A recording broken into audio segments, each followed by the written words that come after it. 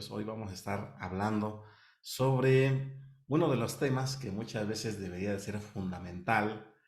eh, primario podríamos llamar, debido a que siempre va a haber momentos en los que se acerca, pues Baruch Hashem, mucha gente, tanto en línea como de forma presencial, y preguntan cuál es el tema que se recomienda iniciar en el estudio de la Kabbalah. Entonces, a veces es un poco complicado definir cuál tema sería el, el introductorio. Sin embargo, uno de estos, pues precisamente es la celebración del Shabbat, que es un acto que generalmente nosotros estamos acostumbrados a ver, forma parte de nuestras comunidades en el pueblo yudí, donde se tienen ciertas actividades, no todas. ¿Por qué razón? Porque está permitido hacer el bien, tal y como nos enseña eh,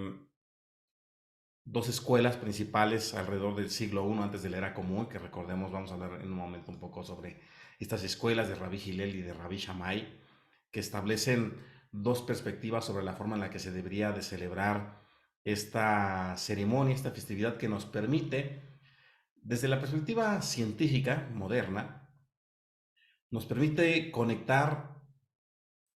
con una conciencia colectiva, donde pues sabemos que cuando hay más de 10 personas, un minyan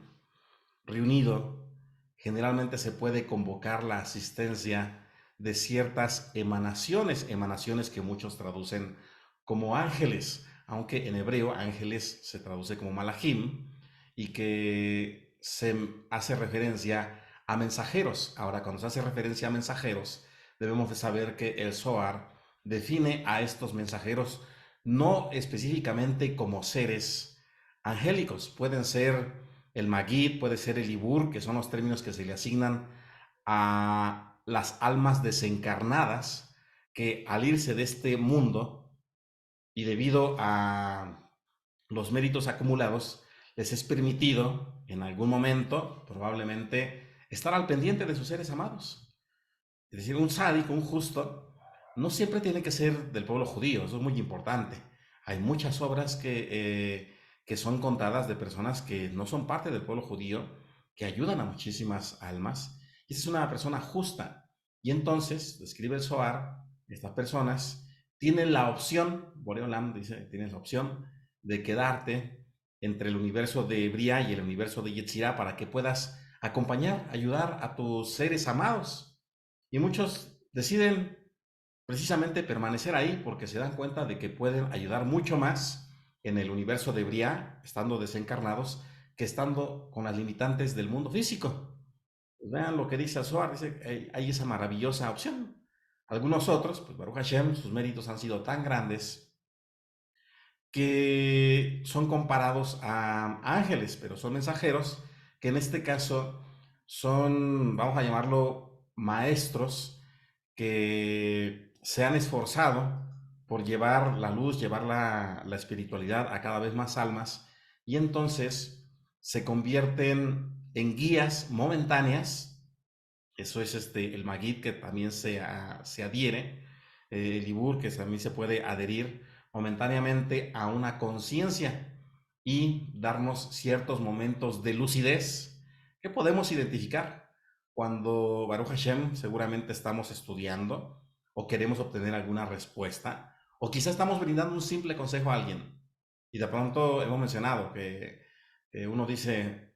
sorprendido, esta persona se acercó y le dio un consejo que ni yo mismo podría haberme imaginado, podría expresar. Eso es una adhesión de estas inteligencias que generalmente se encuentran disponibles en la Ilulá, en el aniversario de su fallecimiento físico. Y que volvemos a mencionar, no solamente puede ser un sádic dentro del pueblo yudí, pueden ser algunas otras personas que tengan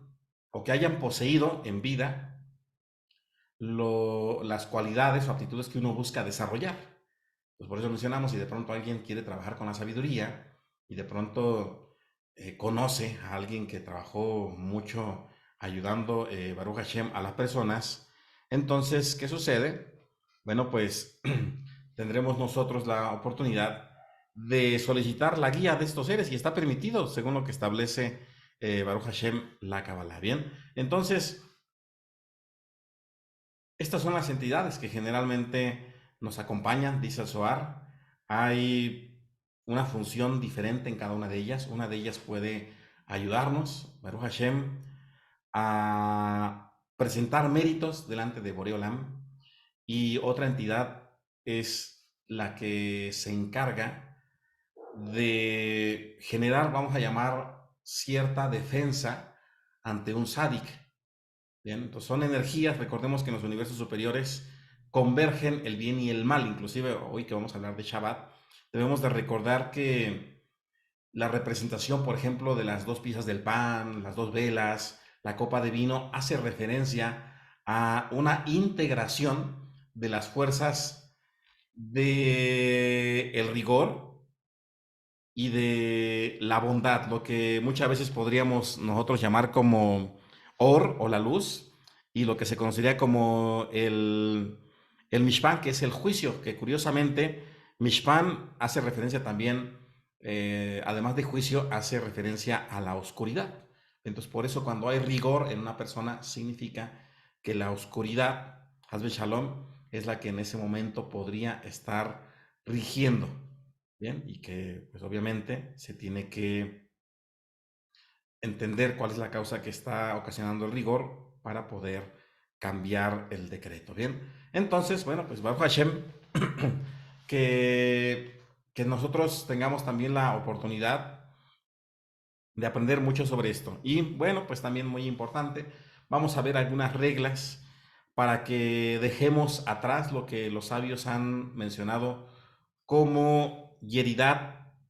Abrot, que no es más que lo que se conoce como el declive o la declinación que hay en las generaciones. Es decir, que conforme ha estado pasando el tiempo, es necesario que nosotros sepamos, y esto lo establece la comunidad judía y los rabinos mencionan, que desafortunadamente, aunque hay un avance, hay un incremento de ciencia, de tecnología, de conocimientos en el funcionamiento de nuestro mundo material, también desafortunadamente se está extraviando o se está perdiendo la tradición que fue entregada a Moshe, a Josué, a la gran asamblea, acerca de todo lo que nosotros conocemos, Baruch Hashem, como las enseñanzas místicas y su propósito. Bien, entonces, bueno, pues no estamos mejor que antes en cuanto a conocimiento y por eso es muy importante que vayamos siempre buscando las fuentes antiguas, las fuentes originales, que es lo que estamos haciendo con la Kabbalah. Estamos tratando de rescatar el significado